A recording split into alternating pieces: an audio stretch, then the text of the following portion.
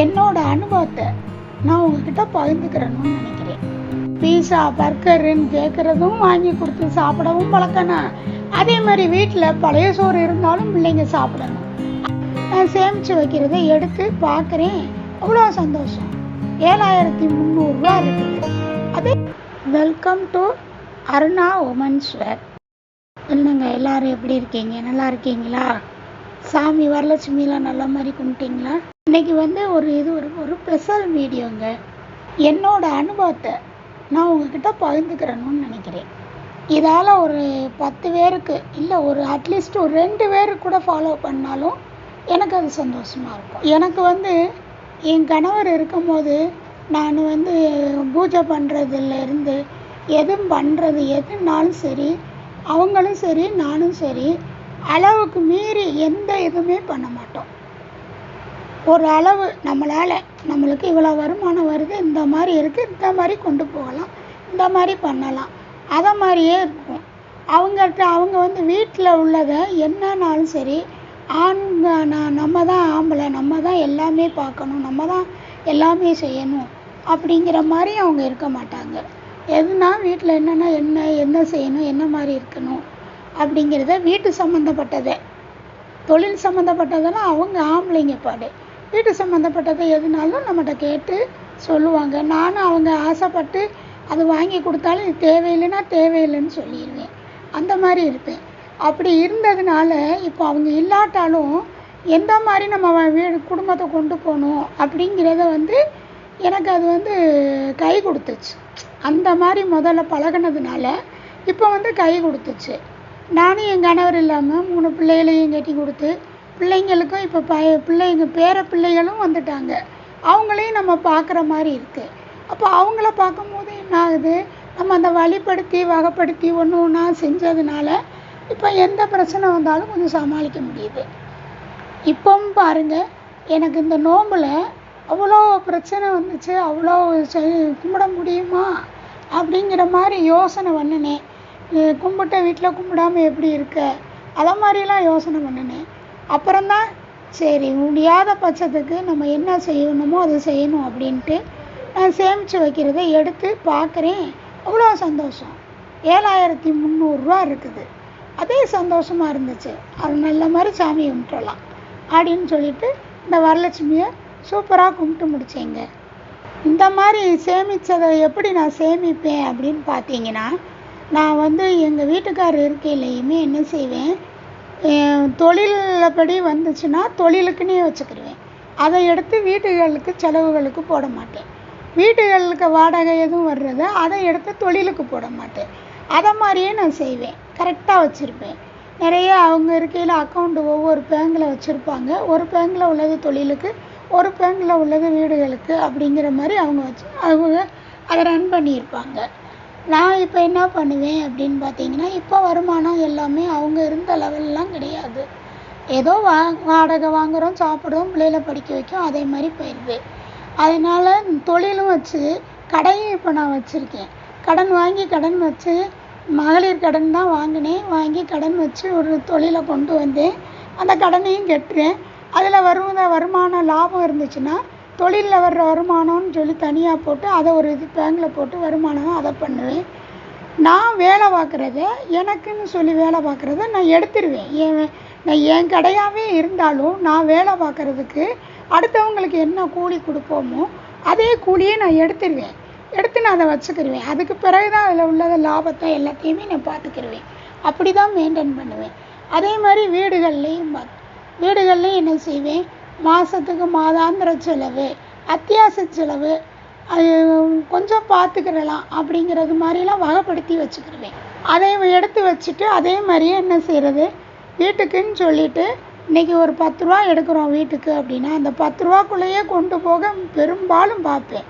அது முடியாத பட்சத்தில் தான் என்ன செய்கிறது, அடுத்த சேமித்து வச்சதில் எடுத்து இதில் போட்டுக்கிட்டு, இப்போ நம்ம பேங்கிலெலாம் போய் ரூபா வாங்கினா என்ன செய்வோம், பேங்கு வெட்டின்னு சொல்லி ஒரு ரூபாயாவது நம்ம கட்டுவோம்ல.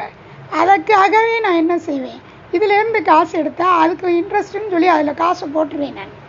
அப்போனா தான் நம்ம எதையுமே சமாளிக்க முடியும். நம்ம வெளியே போய் வாங்கினா எவ்வளோ ரூபா நம்ம வட்டி கொடுக்கணும்? அது நம்மளால் கொடுக்க முடியுமா? அதுக்காகவே நான் என்ன சொல்லுது, நீங்கள் வகைப்படுத்தி பிரித்து வச்சுக்கிட்டிங்கன்னா இதில் இருந்து முடியாத பட்சத்தில் எடுக்கவே கூடாது, வைராக்கியமாக இருக்கணும். அதுக்கும் மீறி இப்போ சப்போஸ் திடீர்னு ஒரு ஆஸ்பத்திரி செலவு வந்துடுது, திடீர்னு பிள்ளைங்களுக்கு ஏதாவது ஒரு விசேஷம் வந்துடுது, அவங்க நம்மளுக்கு நிறைய செஞ்சுருப்பாங்க, நம்ம செய்யாமல் இருக்க முடியாது, அப்போ கடனை போய் வாங்கி செய்வோம். அது எதுக்கு அப்படி செய்யணும்?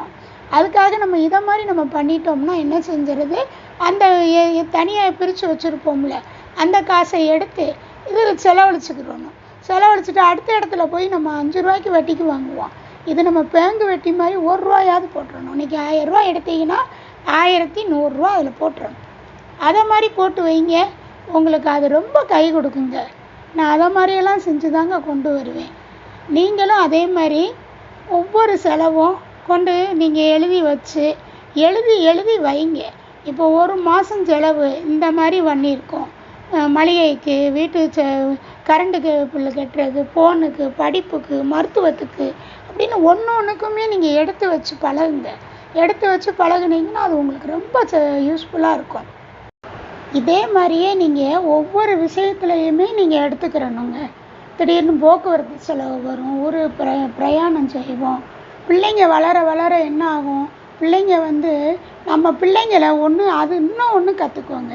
நம்ம பிள்ளைங்களை நம்ம என்ன செய்யணும் அப்படின்னா, நம்மளுக்கு அந்த பிள்ளைங்க கேட்குற இப்போ உள்ள ட்ரெண்டு மாதிரி சொல்கிறேன், பீஸா பர்கருன்னு கேட்குறதும் வாங்கி கொடுத்து சாப்பிடவும் பழக்கணும். அதே மாதிரி வீட்டில் பழைய சோறு இருந்தாலும் பிள்ளைங்க சாப்பிடணும். அதை மாதிரி நீங்கள் கொண்டு வந்தீங்கன்னா உங்கள் பிள்ளைங்களை அதுகளுமே என்ன செய்யுங்க, வீட்டு சூழ்நிலை அறிஞ்சு கரெக்டாக வளர ஆரம்பிக்குங்க. அது பின்னாடி என்ன ஆகும், அதுக வாழ்க்கையும் சீராகிக்கிறோம். நம்ம இப்போ நான் இதுதான் சாப்பிடுவேன், இதுதான் எனக்கு வேணும், அதெல்லாம் முடியாது அப்படின்னு அந்த பிள்ளைங்க அடம் வைக்கிறது நம்ம கையில் தான் இருக்குது. நீங்கள் தான் அதை கொண்டு வரணும். கொண்டு வந்து அந்த பிள்ளைங்களுக்கு நல்லாவும் வாங்கி கொடுத்தும் பழக்கணும், இல்லைன்னாலும் சமாளிக்கவும் இருக்கணுங்கிறதையும் கொண்டு வந்து பழக்கணும். நான் ஒரு பிள்ளை தான் வச்சுருக்கேன், நான் அதை இப்படி ராயலாக தான் வளர்ப்பேன் அப்படின்னு சொல்லி வளர்த்தீங்கன்னா இது கடைசி வரை நம்மளோட காலங்கள் பார்த்தீங்களே. இப்போல்லாம் பாருங்கள் என்னென்ன இயற்கை பேரிடர் வருது, எவ்வளோ நிலைமை மோசமாக போகுது. அதெல்லாம் பார்க்கும் போதெல்லாம் நம்மளுக்கு எவ்வளோ பயம் வருதில்ல.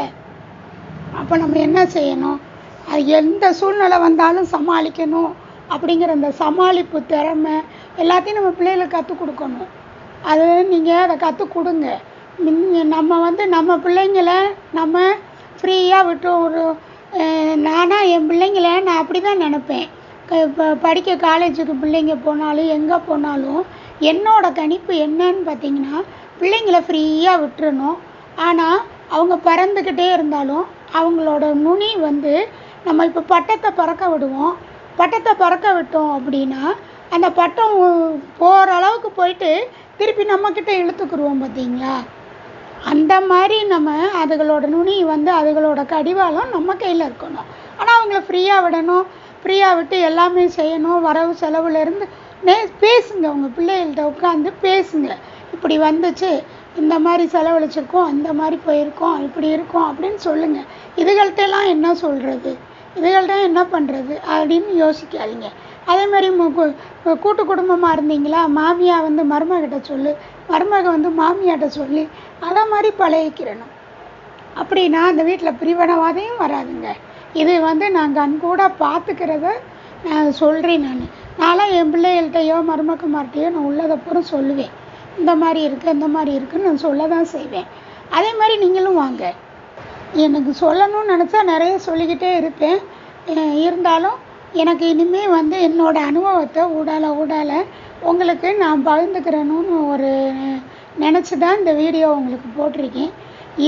இந்த வீடியோவை பார்த்து இதில் இருந்து ஒரு 10 பேரோ அட்லீஸ்ட்டு ஒரு 2-3 பேர் கூட இதை ஃபாலோ பண்ணிங்கன்னா எனக்கு ரொம்ப சந்தோஷமாக தான் இருக்கும். நீங்களும் அதே மாதிரி நம்மளுக்கு நாமே முதலாளி, நாமளே கடனாளி அப்படின்னு நினச்சிக்கோங்க. அப்படிங்கும்போது அடுத்தவங்ககிட்ட போய் நம்ம யார்கிட்டையும் போய் நம்ம கையேந்த தேவையில்லை.